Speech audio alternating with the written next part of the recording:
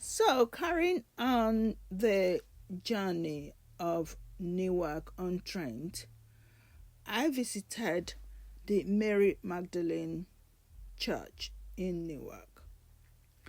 Now, we have done quite a little bit of history on Newark on Trent, and part of the major attractions in Newark on Trent is the Mary Magdalene Church. Remember, we did something on the Newark Castle, where although it is all in ruins now, it was one of the biggest structure during the English Civil War. And then, in addition to that, we talked about um, the River Trent, where it actually met at 2 points in Newark. So these were all the things that really helped this town during the Civil War, and it actually made Newark on Trent one of the biggest strongholds during the English Civil War. So today the focus is on the parish church in Newark, known as Mary Magdalene Church, and it is one of England's finest churches. This architecture you see here dates from the Norman period. And for historians, that is something very, very remarkable.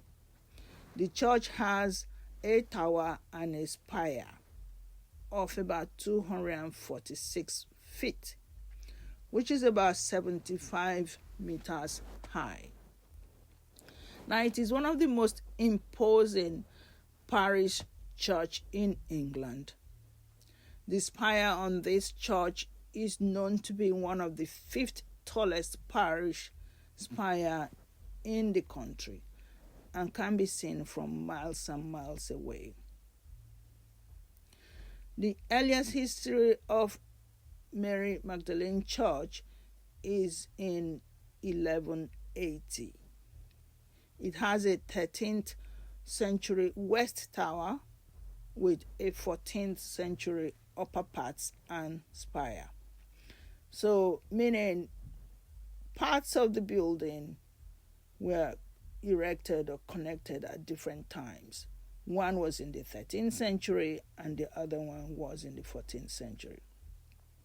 So you had a 13th century crossing and a 14th century south aisle. These are the things you see when you get inside the building. There are two charity chapels which dates back to about 1500. The church has medieval choir stalls and important fragments of medieval stained glasses. Now, the stained glasses are just part of the things you normally see in very, very, very old churches. Now, in this clip, you can see I'm walking towards the back of the church, and look at all that grounds all belonging to the church, all that green. You're gonna see in that place where they had the memorial, that's where the cross is. So what the amount of space this church has, from the other end of the street, it carries on all the way to the other side of the street. So it's like in a block all by itself. So much grounds.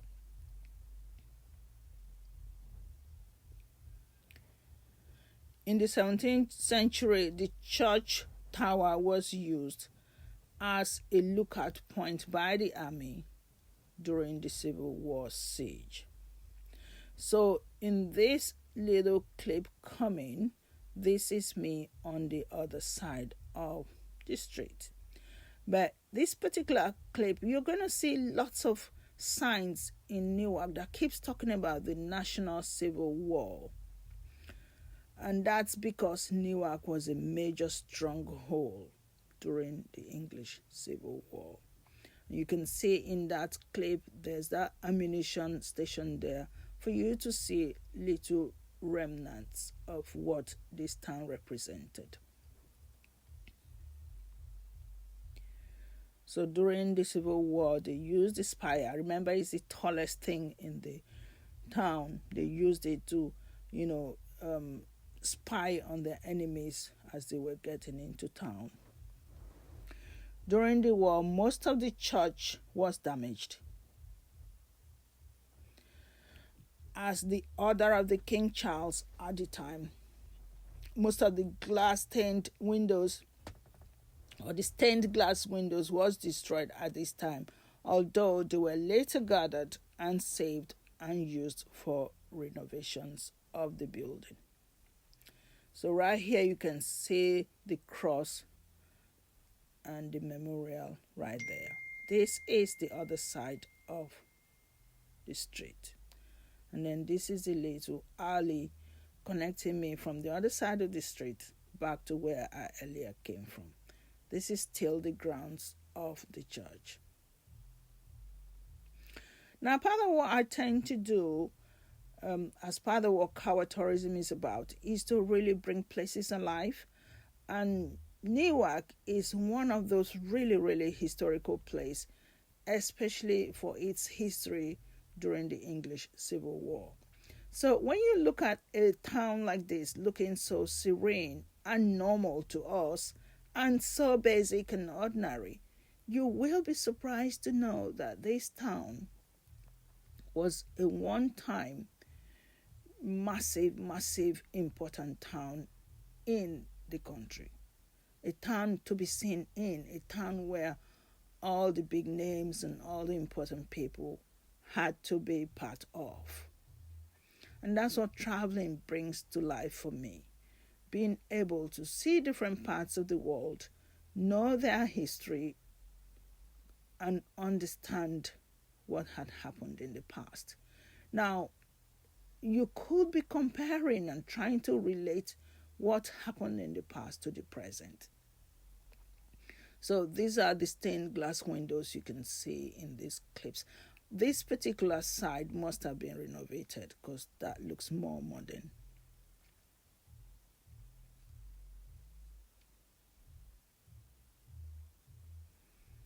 And then you see more of the stained glass windows here.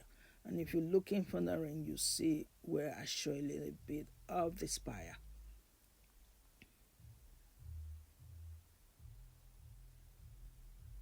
In the 1850s, a great restoration was undertaken in this building. And during the 20th century, more restoration took place in 1960 and later 1970s. So that's the welcoming sign of the church. And this is the other side of the street, the very beginning of the church. Look at all that history. That's the spire all the way up in the sky.